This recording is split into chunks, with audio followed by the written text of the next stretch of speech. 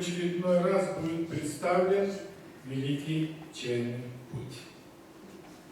Я очень рад, и вы меня понимаете, говоря о Великом Чайном Пути, это как бы моя жизнь. Следующий слайд, пожалуйста.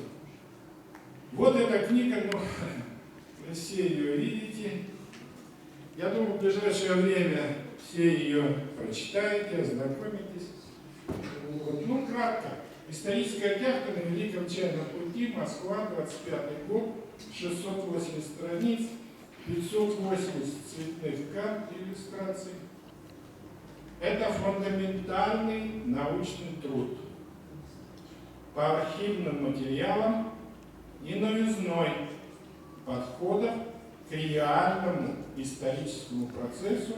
Смотрите, как я его назвал. Российский путь на восток.